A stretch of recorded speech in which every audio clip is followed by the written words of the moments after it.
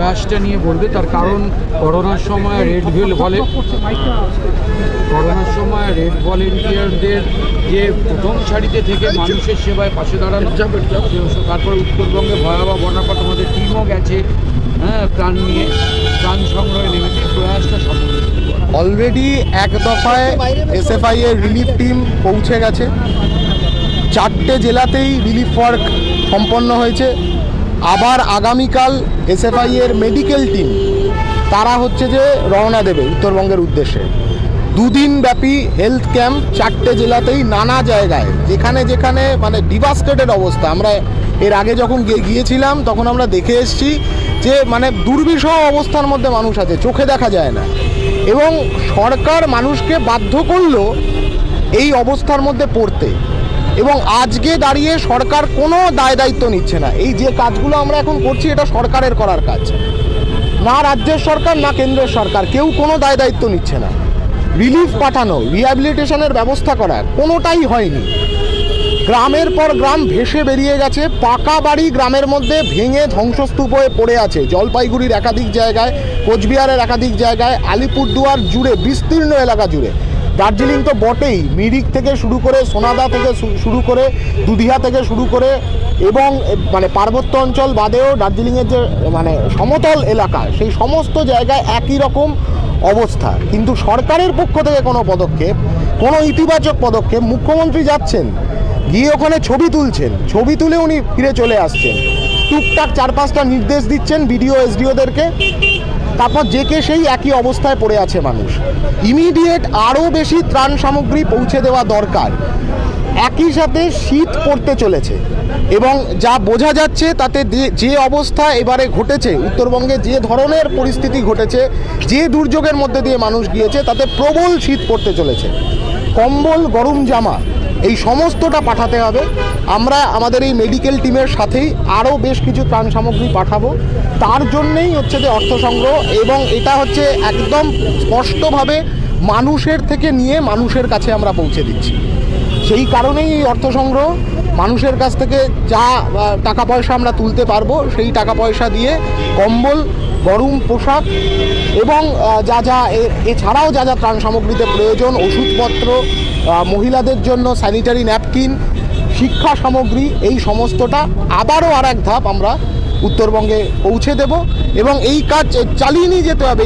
মানে এই 1 সপ্তাহ 2 সপ্তাহের ব্যাপার নয়, একটা দীর্ঘমেয়াদী ক্ষতি ওই অঞ্চলের মানুষজনদের, উত্তরবঙ্গের একাধিক জেলার মানুষজনদের দীর্ঘমেয়াদী ক্ষতি ঘটে গেছে। তোমরা কি আজকে এই চত্বরেই ত্রাণ সংগ্রহ করবে, নাকি আরও শহরের বিভিন্ন প্রান্তে এই অভিযান তোমাদের চলবে? গতকাল, আজ এবং আগামীকাল 13, 14, 15 3 দিন আমরা রাজ্য কমিটির পক্ষ থেকে কল দিয়েছিলাম। গোটা রাজ্য জুড়ে এই অর্থ সংগ্রহ অভিযান চলছে উত্তরবঙ্গের বিপন্ন মানুষদের পাশে দাঁড়ানোর জন্য।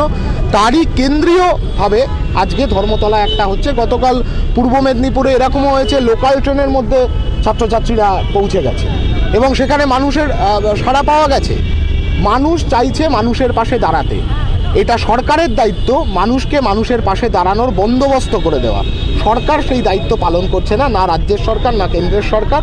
বিকল্প হিসেবে, ঠিক যেমন কোভিড পরিস্থিতিতে রেড ভলেন্টিয়াররা একটা বিকল্প হিসেবে এই কাজ করেছিল, এখনও উত্তরবঙ্গের বিপন্ন মানুষের পাশে দাঁড়াতে রেড ভলেন্টিয়ার, এসএফআই, ডিওয়াইএফআই, ছাত্র যুবরা গোটা রাজ্য জুড়ে বিকল্প বন্দোবস্ত করবার চেষ্টা করছে। মানে তুমি যেটা বলছিলে যে কেন্দ্র এবং রাজ্য দুপক্ষেরই শাসক দলের তরফে ত্রাণ ব্যবস্থা বা যে কাজগুলো করা দরকার ছিল সেগুলো হচ্ছে না, সেই সময় যাদের দিকে প্রতিনিয়ত শূন্যের কটাক্ষ ছুটে আছে তারাই আসল কাজটি করতে নেমেছে। যারা বিধানসভায় চুরিচামারি করে বসে শূন্যের কটাক্ষ ছুড়ে দেয়, তাদের কিন্তু কোথাও খুঁজে পাওয়া যাচ্ছে না। উত্তরবঙ্গের কোনো জায়গায়, এই 4টি জেলার বিস্তীর্ণ অঞ্চলে, তার সাথে সাথে আজকে আরেকটি রিলিফ টিম এসএফআইয়ের পৌঁছে যাবে মালদায়। মালদার ভূতনির চর, গত 6 মাস ধরে মানুষ জলের নিচে পড়ে আছে, কেউ যায়নি। উত্তরবঙ্গের 4টে জেলাতে কোনো বিজেপির এমপি এমএলএ, কোনো তৃণমূলের এমপি এমএলএকে খুঁজে পাওয়া যাচ্ছে না। ওই যে আমি বললাম, মুখ্যমন্ত্রী যাচ্ছে মাঝে মধ্যে, গিয়ে ছবি তুলে চলে আসছে।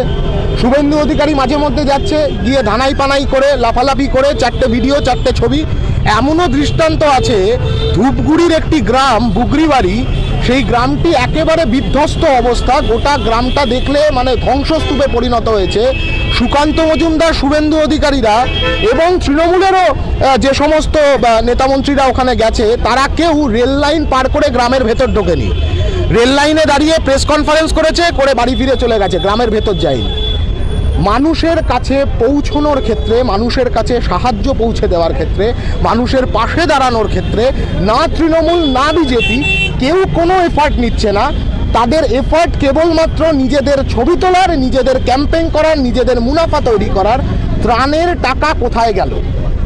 এই রিহ্যাবিলিটেশন, এই রিলিফ, এর জন্য তো ফান্ডিং আছে, স্টেট এক্সচেকারের আলাদা ফান্ডিং আছে। সেই ফান্ড কোথায় গেল? সেই ফান্ড কি তাহলে মানে এই সমস্ত উত্তরবঙ্গ, তার যে সমস্ত তৃণমূল নেতামন্ত্রী, তার বিজেপি নেতামন্ত্রী, তাদের পকেটে চলে গেছে? পকেট থেকে সেই টাকা বার করে মানুষের কাছে পৌঁছে দেওয়ার লড়াইটাও মানুষকে ঐক্যবদ্ধভাবে লড়তে হবে।